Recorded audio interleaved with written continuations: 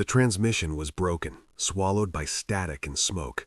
A final coordinate, a flash, then silence.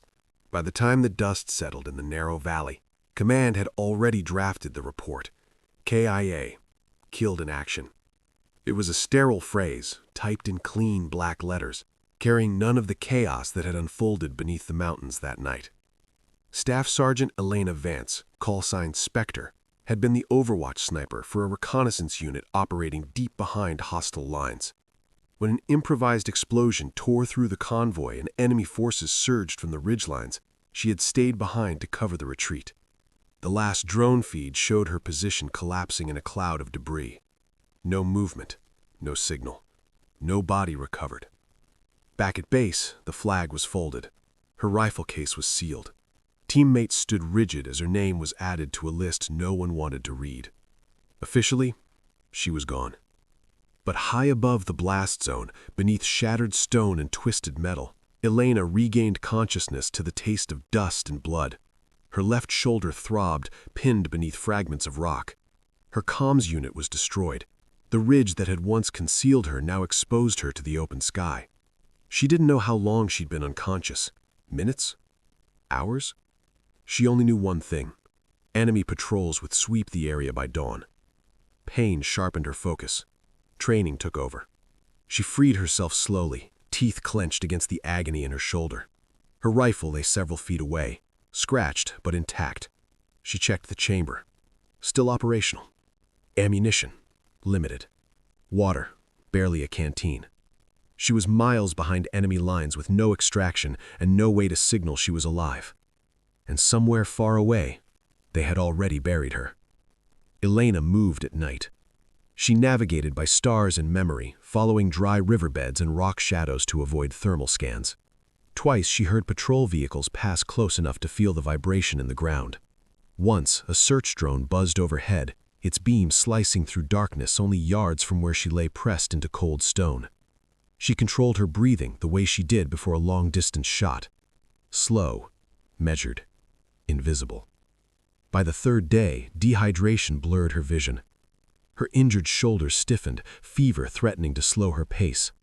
She rationed sips of water and forced herself to think in segments. Reach that ridge, cross that basin, survive until nightfall. On the fourth evening, she observed something that changed everything.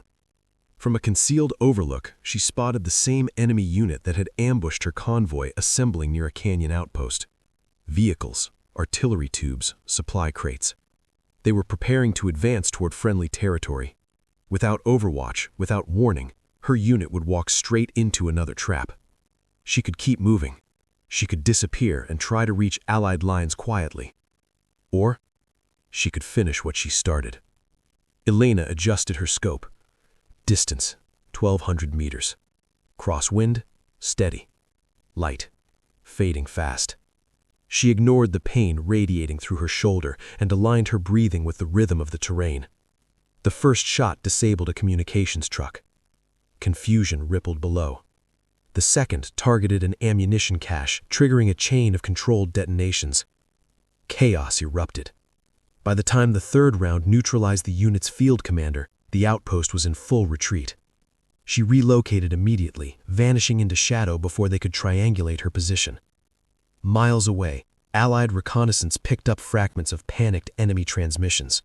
An unknown sniper, an unseen threat dismantling operations from nowhere. Back at base, intelligence officers frowned at the reports. Spectre. The name surfaced quietly. Impossible, someone muttered. Yet the pattern matched her precision, measured shots, strategic targeting, maximum disruption with minimal rounds fired. For another week, the ghost sniper struck supply lines and artillery positions, never staying long enough to be tracked. Morale among enemy ranks deteriorated rapidly. Rumors spread of a phantom shooter who couldn't be killed. And still, Elena moved. Her body weakened, but her resolve hardened. Each shot bought time for her unit. Each disruption shifted momentum. She wasn't fighting for recognition. She was buying survival for soldiers who believed she was already gone. On the 9th night, she finally intercepted a faint friendly frequency. A recon aircraft sweeping border sectors transmitted a coded sweep signal. Weakly, she responded with a manual signal flare timed between patrol rotations. It was risky. It was visible. It was her last chance. Hours later, beneath a moonlit sky, a special operations recovery team descended quietly into the canyon where she waited. When they found her, rifle still in hand, she was barely conscious, but standing. The medic froze for half a second. "Sir, you're not going to believe this." Back at base, word spread faster than any official confirmation. The soldier declared KIA walked back into camp on her own power. Mud-streaked, wounded, alive. The same hallway where her memorial portrait had hung now echoed with stunned silence as she passed through it. Teammates who had folded her flag stared in disbelief. One by one, disbelief turned into something else.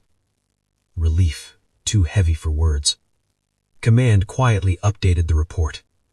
Status: active. Her return wasn't celebrated publicly.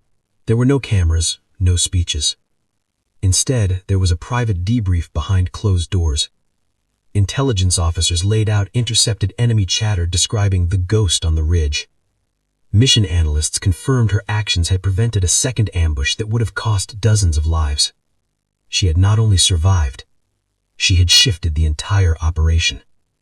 When asked why she hadn't prioritized extraction once mobile, she gave a simple answer. They were still coming. Weeks later, as she stood once more on a training range during rehabilitation, a young sniper trainee approached hesitantly. "Is it true they declared you KIA?" Elena adjusted her sling and looked downrange. "They did. And you just came back?" She allowed the faintest hint of a smile. "No. I finished the mission first." Her name would never headline newspapers. Her classified file would remain sealed. But within her unit, a quiet understanding took root. Death reports can be wrong. Resolve cannot. They declared her KIA. They etched her name in ink. But the sniper who came back rewrote the ending in something far stronger than ink. Endurance, precision, and the refusal to let silence be the final word.